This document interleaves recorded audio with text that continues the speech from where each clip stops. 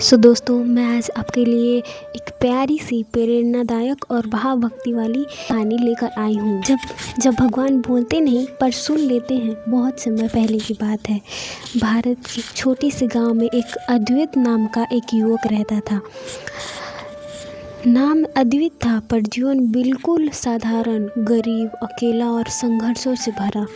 उसके माता पिता बचपन में ही चल बसे थे। गांव के लोग कहते थे भगवान ने तो इसका भाग्य ही खराब लिखा है। पर अद्वैत एक बात में अलग था। उसका विश्वास डगमगाता नहीं था। हर सुबह वो मंदिर जाता, नंगे पाँव, खाली पेट, और भगवान कृष्ण के सामने बैठकर बस इतना कहता, हे प्रभु, मुझे कुछ मत दीजिए, बस मुझे मजबूत बना दीजिए। कोई बड़ी पूजा नहीं, कोई दिखावा नहीं, बस सच्ची भक्ति। संघर्ष और अंधेरा। एक साल गांव में भयानक सूखा पड़ा। फसलें जल गई। लोग गांव छोड़कर शहर भागने लगे। अद्वैत के पास भी खाने को कुछ नहीं बचा। एक रात भूख से तड़पते हुए उसने मंदिर में भगवान से कहा, हे कान्हा, क्या मेरी भक्ति कम पड़ गई? क्या मेरी प्रार्थना तुम तक नहीं पहुंची? उसकी आंखों में आंसू गिर पड़े। मंदिर में केवल दीपक जल रहा था। तभी उसे भीतर से आवाज़ आई, मैं तुझे देख रहा हूँ। अद्वैत चौंक गया। चारों ओर देखा, कोई नहीं। वह बोला, प्रभु, अगर आप देख रहे हैं तो मुझे क्यों नहीं बचाते? फिर वही आवाज़, क्योंकि मैं तुझे टूटता हुआ नहीं, बनते हुए देख रहा हूँ।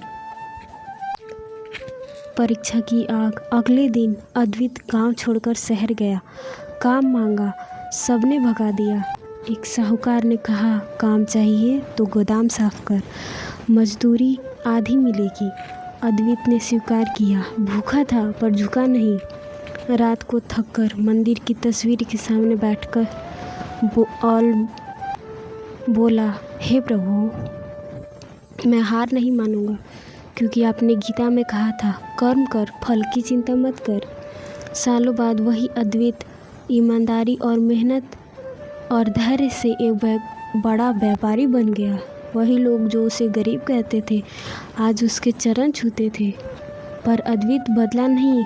उसने सबसे पहले एक मंदिर, एक अन्न क्षेत्र और एक गुरुकुल बनवाया। लोगों ने पूछा, अब तो तुम्हारे पास सब कुछ है, भगवान से क्या मांगते हो?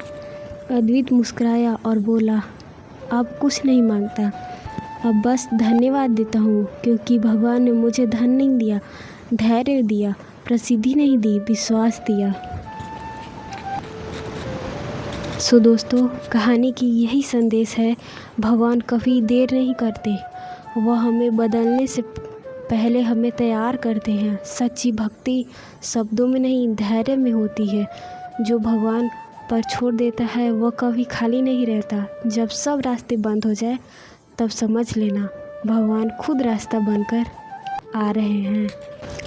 अगर दोस्तों वीडियो पसंद आए तो लाइक, सब्सक्राइब, शेयर ज़रूर करिए।